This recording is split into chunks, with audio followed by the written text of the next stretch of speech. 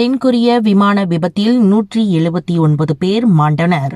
மலேசிய பயணிகள் யாரும் இல்லை என உறுதிப்படுத்தவில்லை. தென்கொரியா சோலில் உள்ள முவான் அனைத்துலக விமான நிலையத்தில் நேர்ந்த விமான விபத்தில் விமானத்தில் இருந்த 181 பேரில் 179 பேர் மரணம் அடைந்துவிட்டதாக யோன்ஹாப் தகவல் நிறுவனம் தெரிவித்துள்ளது. அதிகாரிகள் தந்த தகவல்களை மேற்கோள் காட்டி யோன்ஹாப் தகவல் வெளியிட்டதில் 2 உயிருடன் மீட்கப்பட்டனர்.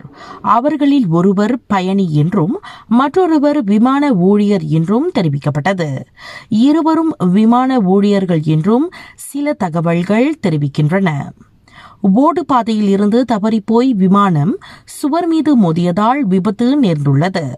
தாய்லாந்து தலைநகர் பேங்காக்கில் இருந்து திரும்பிக் கொண்டிருந்த அந்த ஜேஜூ ஏர் N7C2216 விமானத்தில் 175 பயணிகளும் ஊழியர்கள் 6 இருந்தனர் என்று குறிப்பிட்டது.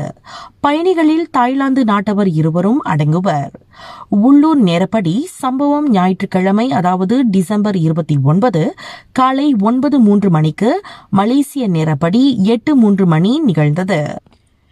இதுவரை 85 பேர் மாண்டதும் 2 உயிருடன் மீட்கப்பட்டிருப்பதும் உறுதிப்படுத்தப்பட்டுள்ளது என்று தென்கொரியா தேசிய தீயணைப்பு பிரிவு அறிக்கை ஒன்றில் தெரிவித்தது.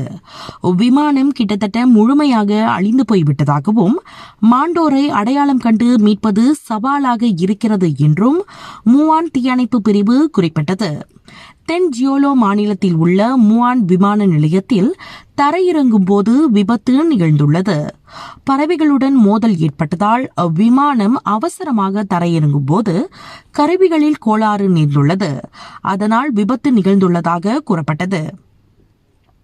கடந்த வெள்ளிக்கிழமையன்று டிசம்பர் 27 தென்கொரியாவின் இடைக்கால அதிபராக பொறுப்பேற்ற சோய் சுங் மோக் முழு வீச்சில் மீட்பு பணிகளை மேற்கொள்ளுமாறு உத்தரவிட்டுள்ளார் என்று அவரது அலுவலகம் குறிப்பிட்டது. அந்த நாட்டில் குறைந்த கட்டண பயணிகள் விமானங்களில் ஒன்றான ஜேஜூ ஏர் முதன்முறையாக உயிர் சேதம் ஏற்பட்டதாக விமான நிறுவனத்தின் தலைமை நிர்வாகி கிம் இ பே பாதிக்கப்பட்டோரிடம் மன்னிப்பு கேட்டுக்கொண்டார்.